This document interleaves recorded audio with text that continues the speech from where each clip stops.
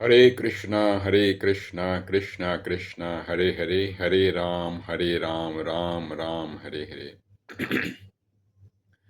आज हम लोग 42nd episode of 10 minute series of Bhagwat Mahapuran तक पहुंच गए हैं। हम लोग स्टार्ट करने से पहले हम लोग इस्कॉन के फाउंडर आचार्य AC भक्ति वेदांत स्वामी प्रभुपाद जी का बहुत बहुत आभार व्यक्त करते हैं, बहुत बहुत धन्यवाद करते हैं। तो ईश्वर की जो कृपा होती है वो असीम होती है, बहुत मूल्यवान होती है और हमेशा ईश्वर अपनी कृपा करने के लिए हमेशा तत्पर रहते हैं। लेकिन हमें इसका कभी भी दुरुपयोग नहीं करना चाहिए, इसका हमें बिना मतलब कि गलत लाभ नहीं उठाना चाहिए हमें।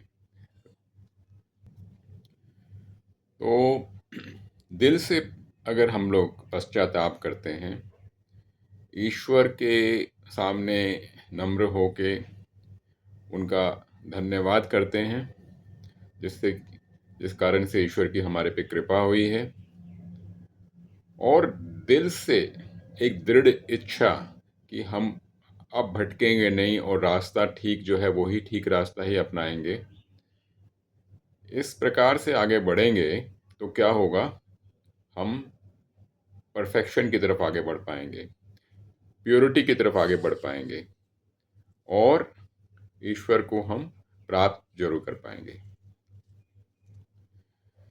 तो दृढ़ निश्चय, नम्रता, अपने आप को जो गलतियां करी हैं उसको फिर से ना दोहराना, ईश्वर की शरण लेना, इन सब चीज़ों को करना, अपने इंद्रियों को कंट्रोल करना, रेगुलेटरी प्रिंसिपल्स को अडॉप्ट करना, इन सब चीज़ों से करने से हमारी जो स्पिरिचुअल लाइफ है वो ज़रूर आगे बढ़ेगी और इससे हमें डेफिनेटली लाभ मिलेगा। तो हमने अजामिल की कहानी देखी थी। तो जब अजामिल ने पता किया कि भाई उसकी बहुत बड़ी गलती हुई है, वो वैश्य के साथ उसने अपनी पूरी ज़िंदगी बिताई, सारे गलत काम किए, तो उसको पश्चाताप हुआ और उसने ये देखा कि कितनी बड़ी गलती करी उसने, अपनी इतनी अच्छी जो उसकी धर्मपत्नी थी उसको छोड़ दिया था, माँ बाप की जो सेवा कर रहा था वो उसने छोड़ दिया था, और किस प्रकार से वो निश्चय रूप से नरक जाने वाला था, यमदूत आ गए थे, और किसी प्रकार से उसके ऊपर ईश्वर की कृपा हुई क्योंकि उसने नारायण का नाम लिया और वो बच गया।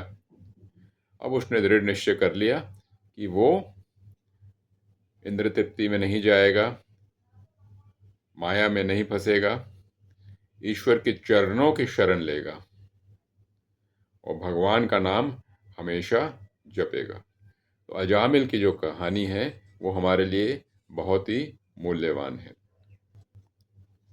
तो अजामिल जो था वो हरिद्वार चले जाता है। हरिद्वार जाने के बाद वो बहुत भक्ति करता है, भगवान का नाम बहुत जाप करता है, जो उससे पहले गलतियां हुई उसका पश्चाताप करता है।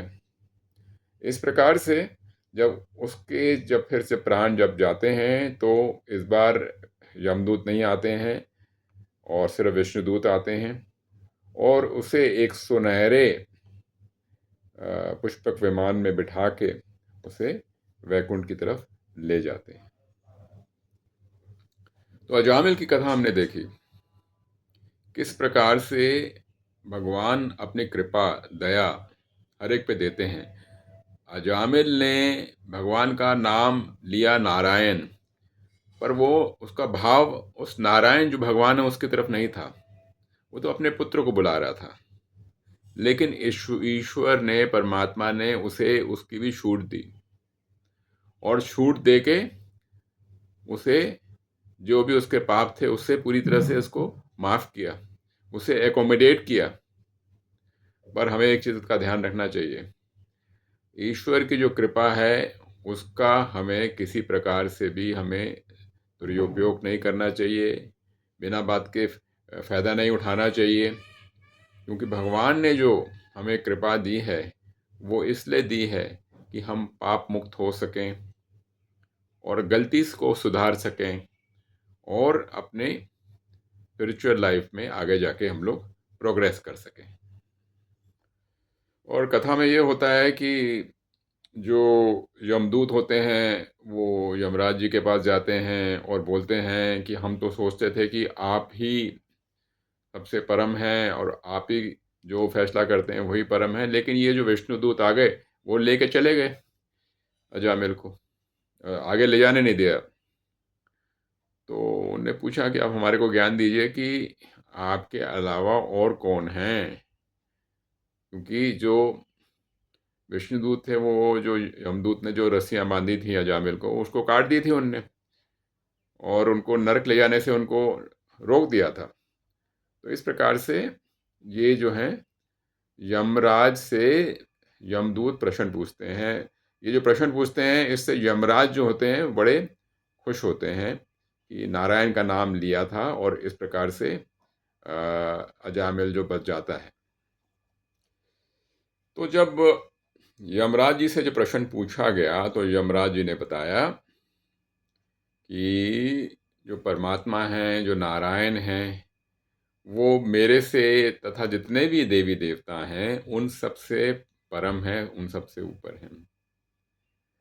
उन्होंने कहा कि वो ब्रह्मा में, विष्णु में, महेश में, वो उसमें उनमें वास करते हैं, और वो जो सृष्टि की रचना करते हैं वही करते हैं, सृष्टि को का पालनहार करते हैं वही करते हैं, और जब सृष्टि का विनाश होता है तो भी वही करते हैं।